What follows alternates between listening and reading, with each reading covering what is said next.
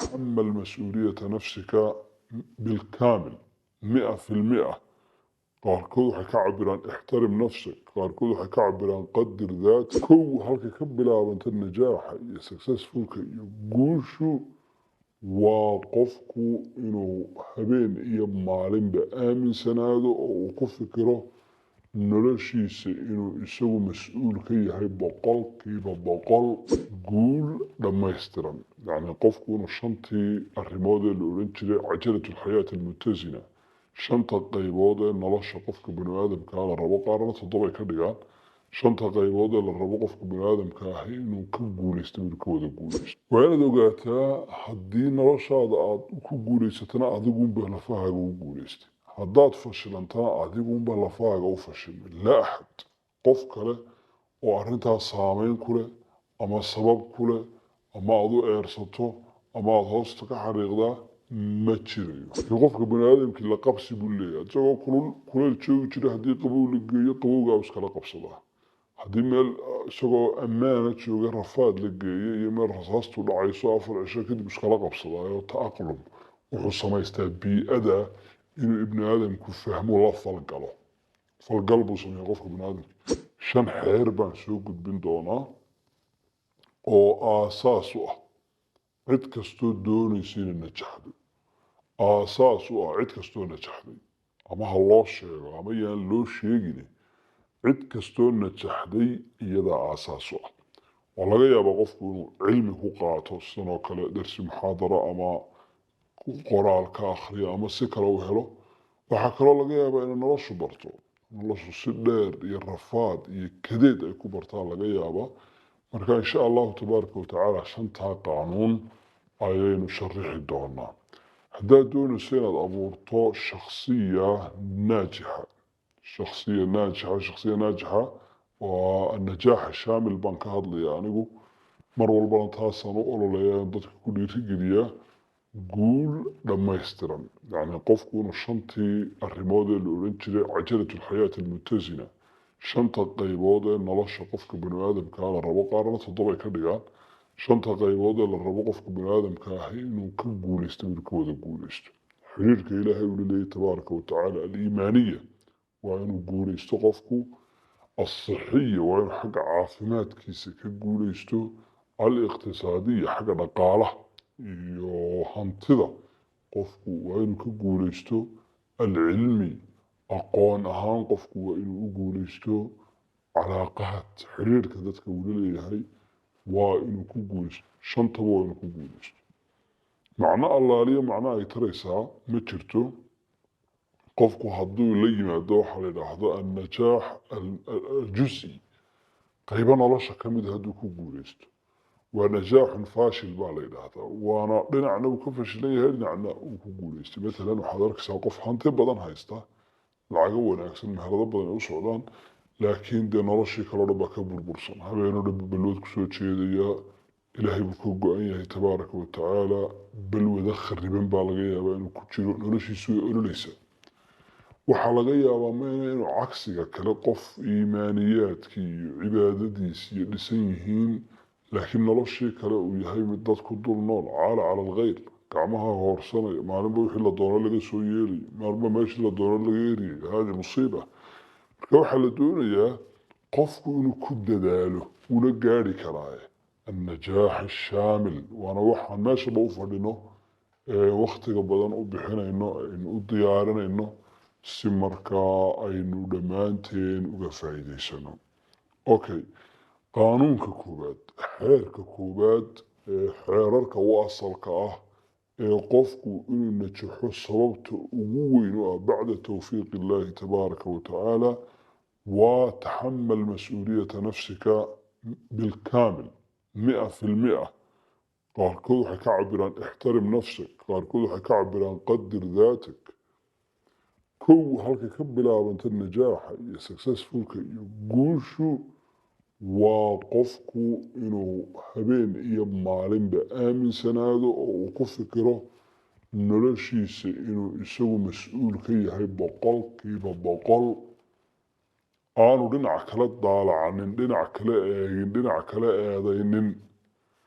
noloshiisa qofku inuu isagu u tashan waayo meelo kale eegaa aafooyin fara badan bay keentaa inuu meelo kale ku tashadaa waa inaad ogaataa haddii noloshaada aad ku guulaysatana adigunbaa lafahaaga u guulaystay haddaad fashilantana adigunbaa lafahaaga u fashilmay laa axad qof kale oo arrintaas saameyn ku leh ama sabab ku leh ama aad u eersato ama aad hoosta ka xariiqdaa ma jirayo ma jirayo laa ahalkaagaan sabab u ahayn guushaada iyo guuldarradaada waa laga yaabaa dadku inay ku caawiyaan laakiin binihaaya haddana waa adiga waa laga yaabaa dadku inay sabab kuugu noqdaan inay mararka qaar ku fashiliyaan laakiin haddana aakhirka waa adiga adigunbaa ilaahay tabaaraka watacaala wuxuu ku siiyey quwata ta'aqlum maca alwaaqic ibni aadamku wuxuu leeyahy baa quwada la qabsiga awoodda la qabsiga laydhaa buu leeyahy waxyaabaha kale ma laha la qabsiga qofka bani aadamkii la qabsi buu leeyahay isagoo kuleyl joogi jira haddii qabow la geeyo qabowgaa iskala qabsadaa haddii meel isagoo ammaana jooga rafaad la geeyo iyo meel rasaastu dhacayso 4 cisho kadib iskala qabsadaayo ta'aqlum wuxuu samaystaa bii'ada inuu ibni aadamku fahmo la falgal buu sameeyaa qofka bani aadamka marka guusha aad guulaysatana aday kugu xidhanta najaaxa aad najaxdaana aday kugu xidhan tahay laa tastaslim zimaamkaaga qof kale iyo cid kale ha u dhiibin ha sugin guusha ahalkaaga ha ka sugin ilmahaaga ha ka sugin xaaskaaga ha ka sugin hooyada iyo aabbaha xataa ha ka sugin sababtoo ah dee iyagu wayba ku soo barbaariyeen waxay kugu caawiyeen inaad iyaga jiido ood iyaga wax ka dhigto marka iyagii dib ha uga sugin oo iyagii dib ha u eegin وكلهم آتيه يوم القيامة فردا كلمة إلهي كوابورة تبارك وتعالى آخرنا كلمة تيس مركي دقالكي أحد لا تشبه لباطل تمدي قل هو من عند أنفسكم الله تبارك وتعالى دتك أيو سعري صحابة اللي وإذنك مركا سكسسفولك نجاحا قوشة أتقاريسو وأنا أدو إسكو تشطو iska ilaali xisaabaha dadku ay isu geystaan ee aan meelo kale inay ku tiirinayaan mustaqbalka ay leeyihiin maalan dad fara badan waxay isaga noolyihiin hawo ah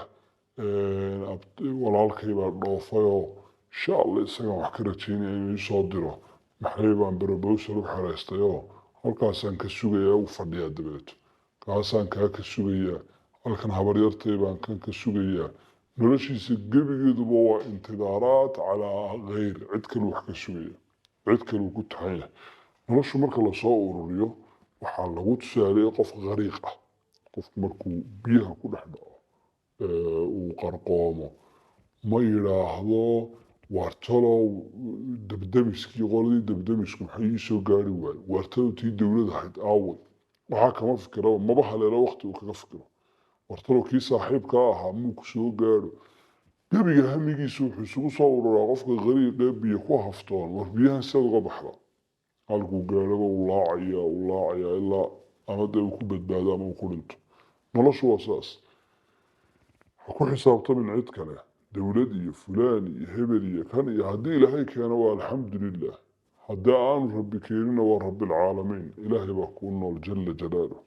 إلهي وكسي أود أتكم المرتو الله منعم إلهي ومنعم تبارك وتعالى دومي ساك لبس يقول نمعيان الله شمالك قارن بأضنك ويقول نعمي أودها إليه نبو أذيقنا كسي سوار كميسي ابن آدم أفرق عماد له أذيق الله بعض لهذا يقول الله بأن الله بعض لهذا مسكح بيلي مسكح بعض الله بين بعض لهذا وهذا حكنا الوكالة تجي لكن iyagu darabu huna halkan dadkaas tadriibiyeen ama cilmi bay ku tadriibiyeen ama waaqica tadriibiyeen oo tababaro layli markaas wax noqdeen adiguna halkaasaa dhibaatadu kaa taagan tahay maa xaka jildaka mithlu dufrik fatawalla anta jamiica amrik shaafici baa loo nisbayn jiray jirkaaga kuuguma xoqo cididaadu sida kuugu xoqdo cidi kale weligeedba kuugu xoqi mayso bal adoo meel ku cuncunayso qof kale ii xoqdhe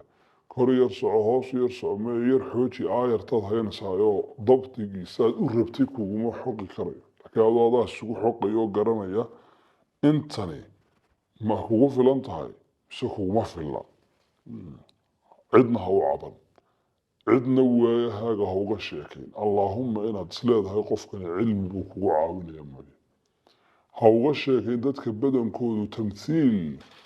waxay kaa dul samaynayaanba scenario filim bay kaa matalayaan badankoodu waa miskiin saas allah kugeed acaanaka allah ma dhibkaasaa ku haystaday ku haynayaan laa tukhbirhum baahidaada ilaahay u sheega tabaaraka watacaala dadaal isku tasho waxaad haysato isugee waa ku kaa dhaqaaji kow markaa naajixiintu tay ka siman yihiin ool meel kastoo adduunyada joogaan qaanuunka koowaad ee laga dhaqaaqaya laga indilaaqaya waxa weeyaan mas-uuliyadaada zimaamkeeda iyo hoggaankeeda boqolkiiba boqol adigu u qabo shooqaanta gaadhigaaga adigu isku wad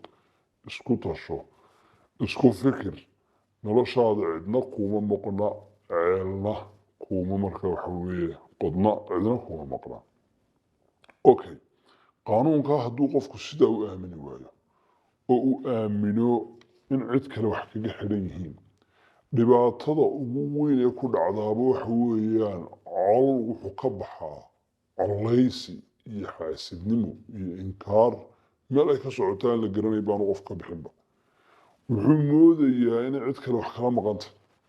inta ku xeerxeersan unbuu haysanaya aniga walaalkaybaa igu hortaagan aniga maxay saaxiibkayga hayl baa igu hortaagan aniga waxay hortaagan nimankan aan la shaqeeyo aniga waxay hortaagan nimankan wadaadada culimadan hoos taaganahay aniga waxay hortaagan waxaasuu qofku isku akhrinayaa dabeeto cid aan laba haysan iyaga laftooda naftoodii la halgamaya ayuu cuqdad iyo waxaan jirin u qaadaya cuqdadaasina bitaali salban bay isaga ugu soo noqonaysaa saameyn markaa aada u liidata oo negative ah bay ku samaynaysa marka qaanuunka koowaad waxaan ku dhaafaynaa mar haddaad doonayso successfulka iyo najaaxa qaanuunkiisa koowaad waa sidaas waa in daatadan iyo naftan kugu jirta aada ixtiraamto taqdiiriso iyada aada value iyo qiimo u samayso ood kor u qaado dhagaxaantu waxay ku kala qiimo badan yihiin dee say dahab iyo dhagax caadiya u yihiin iyo fida iyo macaadin ay u yihiin ibnu aadamkuna waxay u kala qaalisan yihiin oo ay u kala qiimo badan yihiin sida ay valuegooga kor ugu qaadaan marka valuegaaga iyo qiimaha shakhsiga eed leedahay ama skillskaaga ama aqoontaada ama dhaqaalahaaga adigu kor u qaad taasaa waxay keenaysaa in aad ku guulaysato qaanuunka koowaad oo min qawaaniin النجاح oo ah an taxtamila mas-uuliyata nafsika bilkaamil